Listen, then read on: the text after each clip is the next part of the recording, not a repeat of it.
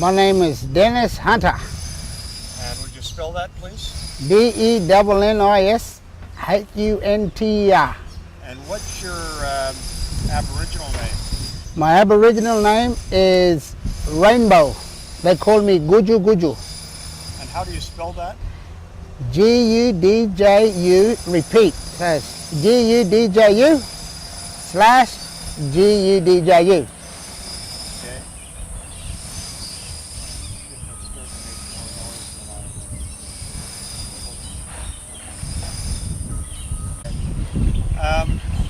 Where were you born? I was born in Cairns in 1979. And tell me about your family. My family? Well, my family are one of the original custodians of this area where we're sitting right now in Jabagai tribal area. And most of my family are all in Kuranda, but nowadays they're all separated now and trying to adapt to Western society, moving on with time, so we have new lives. What was it like growing up as a kid in school and stuff like that? In school, well, it was really good because nowadays we need education.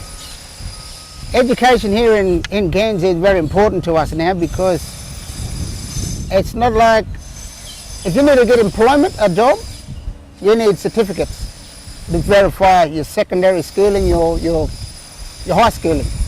And they want to know where you graduated or where you studied, because today, for a lot of Indigenous people, a lot of Indigenous kids and students don't have that opportunity. And in remote areas where it's so isolated, a lot of Indigenous people find literacy, numeracy, computer skill very hard, very difficult. But here, as I said, we only live 5 minutes away from Cairns, so we learn it every day. So we're keeping up the time with everybody else that's moving forward. Was school difficult for you? School is very, well, when I first started, don't get me wrong, a lot of Aboriginal people are very shy. They're shy people. And to mix with everybody else, you know, with different nationalities, it was uncomfortable because as myself, we're too used to hanging around, well, being around family. And as I said, to go forward, we had to mix in with everybody else, and with the education, we're learning new things that I didn't even know. From primary school to the secondary schooling, it was something new. So every day that we studied or learning new things, it was very important to me where I am today. So I wouldn't be here really talking of what I've learned.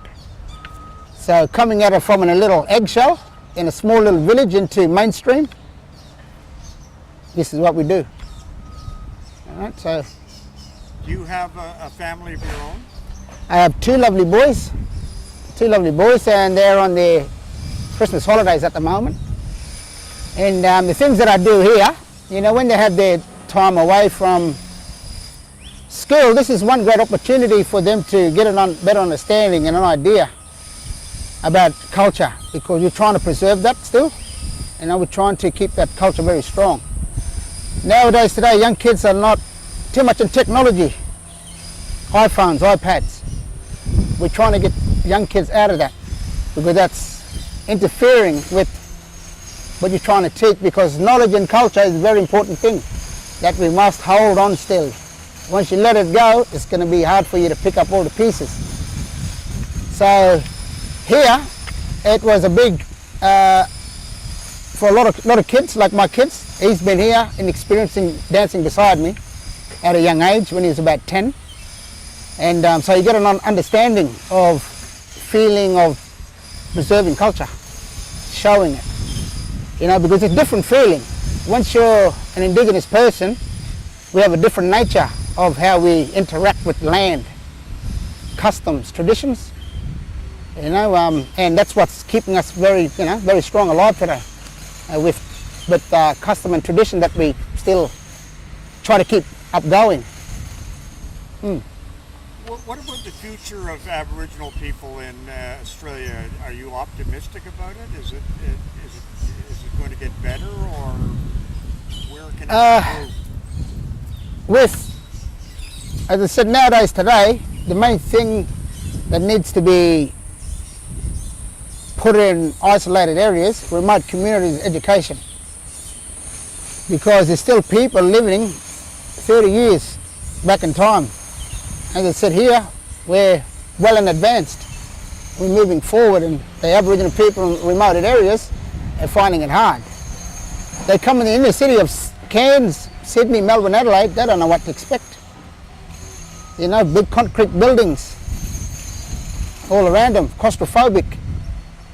All right, so our nature is being out freely. So they're coming into a new world where it's all buildings everywhere, pedestrian crossings. Should I walk on it? What can you do? When do I walk over it? What does a red light, green light mean? Street lights, you know? All these small things that learning, you know? Because back then we had no lights, you know, so we are trying to learn to live in today's society.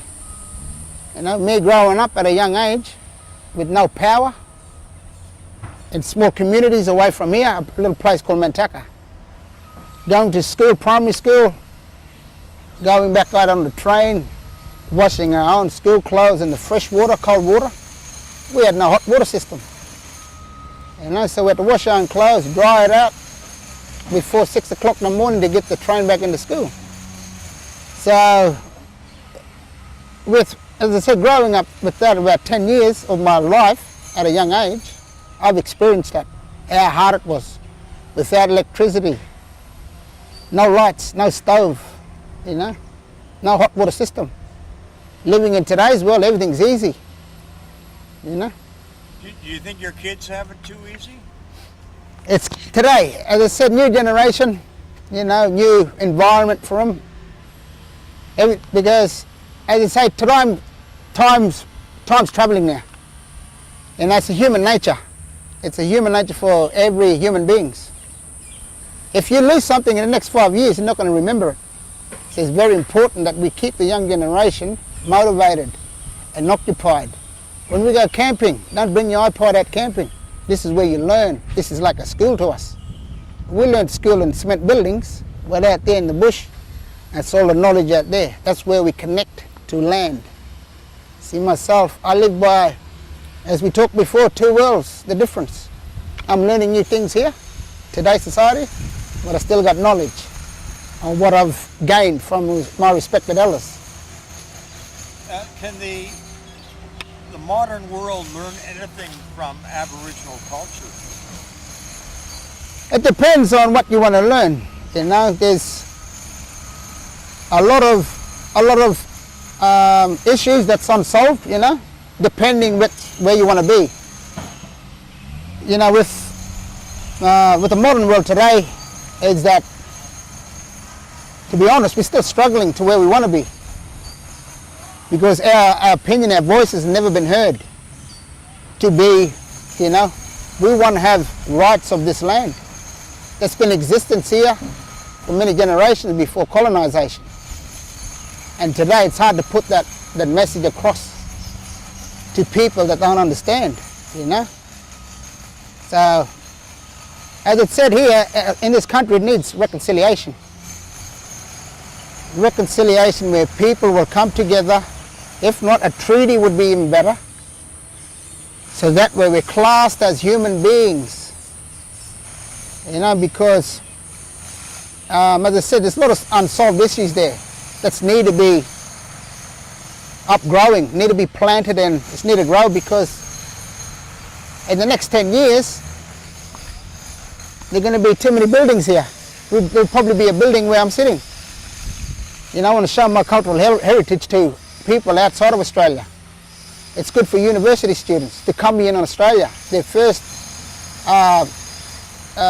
assessment, if they're studying Australia, all they do is study about Indigenous culture first. The true history of us, what we've been through, who are we, where are we today. You know, and there's no message going across to the other side of the world, so it's taking a lot of students from Europe, America, Asia, for them to come in this country and visualize it themselves. to fill all the patterns all together, you know. Now, do these cultural shows that you put on, is it a good thing, or does it make people think that you still live like you did 300 years ago?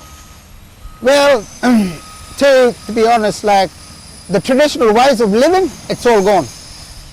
But the customs and traditional dancing and language, it's still present, that we still speak it at home to close relatives. And it's very important that we keep on to all of these dances, because when the mission closed with all of our people, my grandmother was taken, they didn't have this opportunity to speak their own language, to tell their stories. They've lost about nearly 30 years to 40 years of their time being as a stolen generation, snatched from their mothers to go and live the white society, learning white education. So this is where myself, I'm reversing that. I've went through my education, I've did that. Culture is very strong and pure. It's one of the oldest living cultures in the world. And to me, I want to hold on to that. You know, I did my education. As I said, like I'm like every non-Indigenous Australians. I've learned. Now, to learn my ways, to put it reversed, for the Australians, if I've taken them out bush and showed them around about, get their feeling back on the ground and how we feel. You know, it's a lot of ignorancy in this country. As I said, a lot of unsolved issues, you know. And to put that point across, we need Australia to actually wake up and say, wake up on the other side of the bed and say, you know, maybe rethink their attitude about Indigenous people. You know, because we've known what happened. We've actually, of the history of our history, you know, with the conquer of Australia, we know what happened. You know, but we forgave a lot of people. You know, but out there's still people who wouldn't have that, you know, the same partnership, because they're still debating who owns the land. And you know, as I said, I'm not into politics, but I know what goes on, you know. We watch social media, you know. There's a lot of stereotype people out there that knows a lot about Indigenous people. Look at you, you're here talking to one. And this is where you're getting the information, not from radio, TV, you know, or Facebook or Google. You know, the only rethink the attitude of non-Indigenous people is to come in their communities and get that information. You know, we have a lot of friends, white friends. They come home. I tell them the true culture of Australia. You know, they want to learn these things. You know, as I said, we're well in advance listening to their stories. We have to go to school. It's compulsory for their way. But my way, you listen to how it was before then, before you come here. And that's where my message that I want, you know, if you think you know about Aboriginal people, or you want to learn Aboriginal people, the best thing is to do what you are, sitting in front of a person that's speaking history. You know, the feeling of our people have been through. You know, a lot of heartache. They feel heartless. Some of them didn't have the opportunity to talk about of their childhood, because the brainwash, you know, the information they got through to them at a young age. You tell it to a little kid will believe that information growing up. You know, and as I said, my grandmother, she didn't have that opportunity. My grandfather didn't have the opportunity. Taken away at the age of 7 or 8 years old, away from their parents. And an whole world began for them. Dressing in white clothes, you know. A pen, piece of book in front of them. Learning Christianity. Going to church. Look at today, Christianity is one of the biggest religions in the whole world. And with my people, you know, talking about spiritual ways, we still have connection to land. See, myself, I went to church. I've been through church, the system. As I grew older, when I was to make my own choices in life, I decided not to go back to church. You know, because of all the brainwash our people have been through. We have our own religions, we have our own gods, we have our own beliefs. You know? Everybody has their own religion. Look at the Greeks, the ancient Greeks. They believed their life all began by cosmic egg. Look at the scientists. They're saying it all started by a big bang. You know, so all of these beliefs, this is our belief. Where we're sitting here, how the world got created, is by an egg from the cassowary that's in that rainforest. That gives life to us, our people, you know, for the world to see. So the cassowary bird is a very spiritual, sacred animal to us, our people. And that bird is like a strong emblem to our tribe, the cassowary. You look at the Australian emblem, they got an emu, kangaroo. But to us, the Jabberwock people, is the cassowary. You know, so that's what I'm trying to make a difference. You know, because we're too many going forward about the white society. I want to stop and rethink about, go back where it all began, what we missed out on. To the future, are you optimistic about the future? Are you think it's going to be good for Aboriginals, or what do you think the future holds? With the future, I'm just hoping that, you know, that everybody in Australia, every Indigenous people, get a better understanding of, because Australia is a big country. Some of the Aboriginal people haven't been outside of their state ever, never been on planes. You know, so what I'm trying to do is send a message out to every remote areas that once you go there, be aware, you know, because it's nothing like what I've seen. I've been to Singapore, I've been to Taiwan, I went to Kuala Lumpur. I came back from New Zealand 2 years ago, looking at two different cultures. But for them to see the white Australia culture outside of their community, it's a big difference. You know, I want them to actually move forward, be fitted in, be counted as an Indigenous Australian, and be counted for who you are, you know, without Indigenous discrimination. That's one thing about this country. They say it's not, but it's a big thing still. All right? The message here is that if they wanted to see more Indigenous news, you look up NITV. It's National Indigenous TV, and it shows you how we see things away from the government, how we should operate this country. You know, too many people are too much advertised about, as I said, too commercialised about TV, National 9 News, giving wrong information about who we are. You know, so that's the stereotype people. When people come here into Australia, maybe from all over the world, Germany or anywhere in Europe, Italy, Rome, America, you want to show them people that who we are, you know. We're not just anybody that's come out of the closet.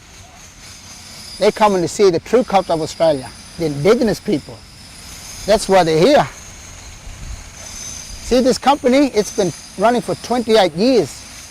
And so, for the ones that's all in remote areas, don't give up hope. You can also start a new theatre, anything. We started with very small. There's a lot of grant funding from the government to start off things like this.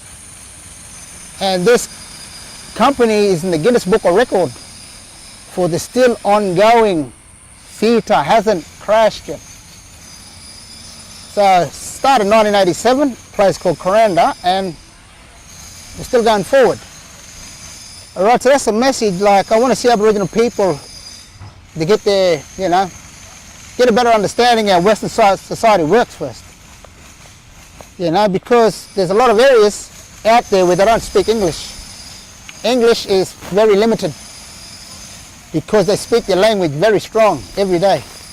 Their second tongue is English, but they try to learn, but no facilities. You know, there's not enough teachers to carry on this education.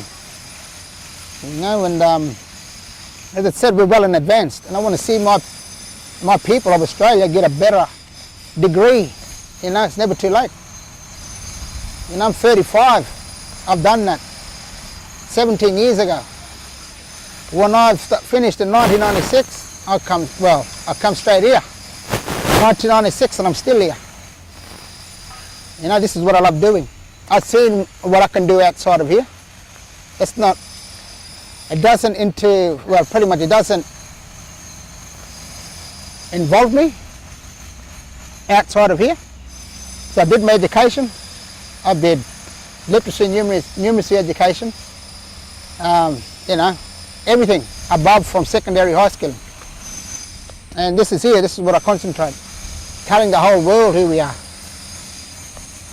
You know, that we're still here. They think we're all gone from the first colonisation. Is there Aboriginal still people living today? Who you talking about? You know? And because when you look at a lot of people are very fair skinned, you know? Because of the first conquer of the settlers, you know? Because most of the stolen generation have lost history, have lost family, heritage, language. If you don't pick that puzzle up, it's gone. Jabogai was just about on the end of losing language and stories, but it's been revived now. The Jabogai language is still spoken at schools for non-Indigenous people to learn. When I was going to school, I was learning Jabogai language, Indonesian, German. But now, with all the 7 different languages, you got Jabogai language, Indonesian, Italian, French, German, Russian, Norwegian, Polish. So our language, the Jabogai language, it's all put together now. It's all in mainstream schools where other students could learn the language. You know? There's a lot of kids that I went to school with, they're saying, is there a local language here we can learn? I said, Jabogai language is only one language out of today 380 languages. So further you get outside of Cairns, you're in a different area. The language dies out, story dies out, beliefs dies out to a totally different, you know, with the different clans that we have here. So as I said, the main aiming for a lot of Indigenous people is to be, you know, to be recognised as who we are, and you know, I want to see them there in the near future with everybody else. Maybe one day, you know, like myself. And so I think you said it. You're very well spoken. Yeah. I was really quite surprised how well spoken you were. Yeah. You speak Well. English better than most English people.